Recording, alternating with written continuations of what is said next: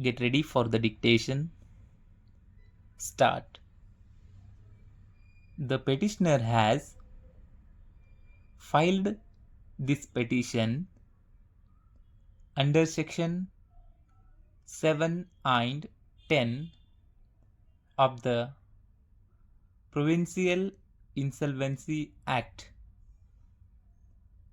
praying to declare that the petitioner is an insolvent person as against the respondent, and to pass such other orders as the court deems fit.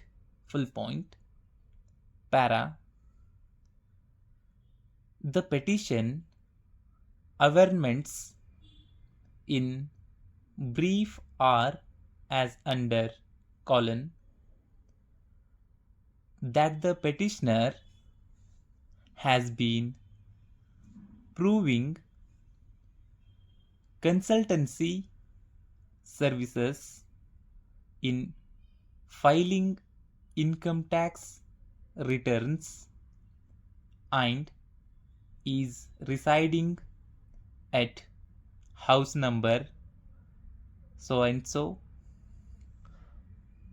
It is further stated by the petitioner that the respondent had conducted a raid on the office of the petitioner and had taken away books and ledgers of the petitioner, and at that point of time the petitioner had only noted the amount paid by each of the assessee in the book, but he had not mentioned the expenses part in the said book, and if he had mentioned the same, then it would become clear as to what was the income earned by him. Full point.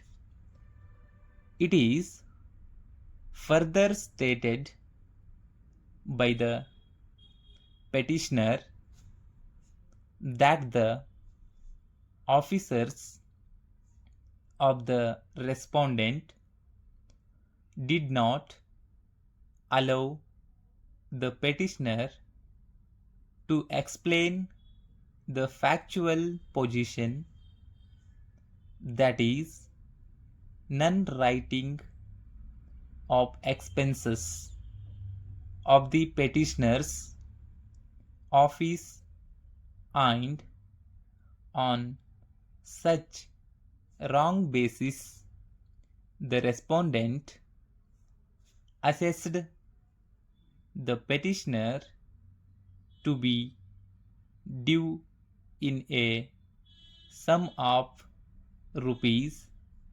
7,02,385 only.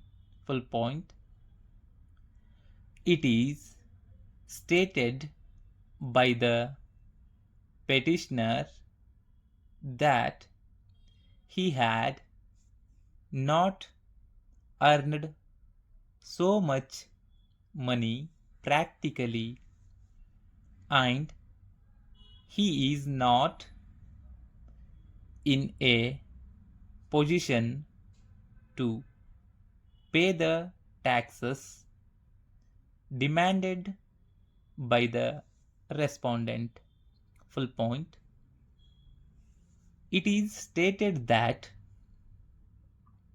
in view of the sudden development, the petitioner lost his cliently immediately, and since then the petitioner has no office and is not in a position to maintain office. Full point. Para. It is stated that the respondent has issued notice to the petitioner asking him to pay the tax of rupees 7,02,385 only for the previous assessment years, including penalty, and it is stated that the petitioner is now doing the work of assisting small business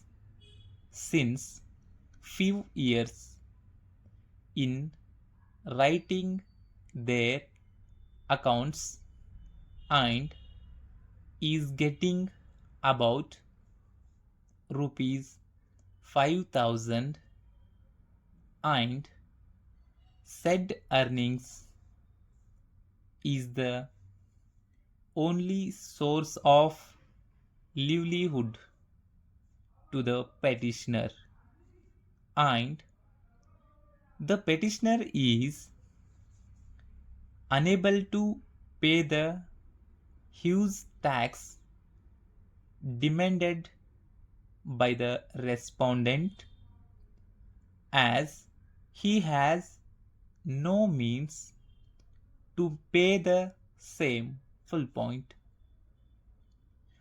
It is stated that except the small earning, the petitioner has no other source of income, and he does not have any other movable or immovable property, and so the petitioner is constrained to file this petition to declare him as an insolvent. Full point.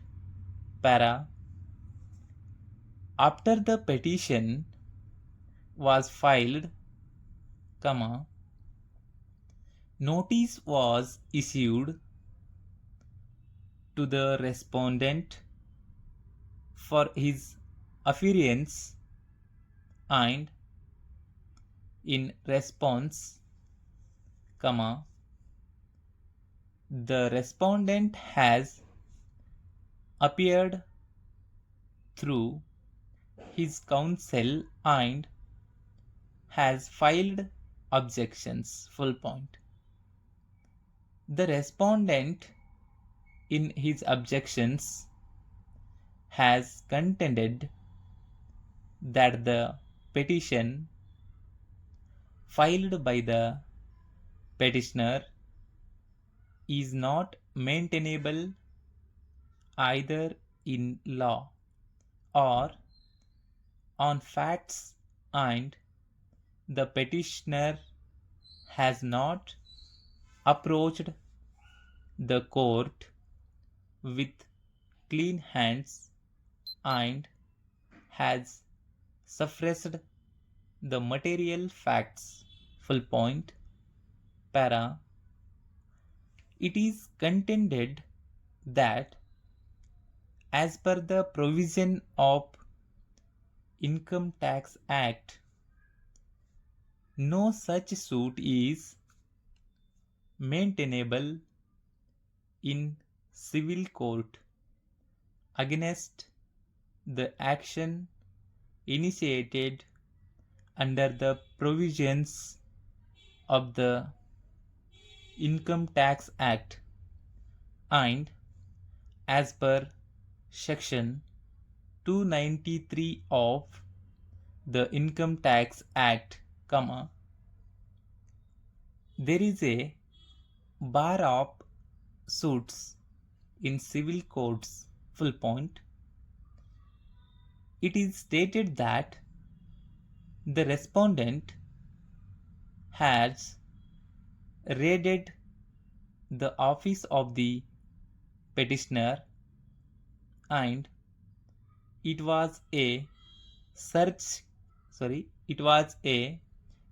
case, and accordingly the search was conducted and it is denied that the respondent has taken away the books and ledgers, and in the said book the petitioner had not mentioned the expenses incurred by him.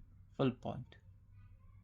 It is denied that the petitioner had not earned Rs 7,02,385, and it is also denied that due to the sudden developments the petitioner has lost his cliently and the petitioner has no office and he is not in a position to maintain any office. Full point. Stop.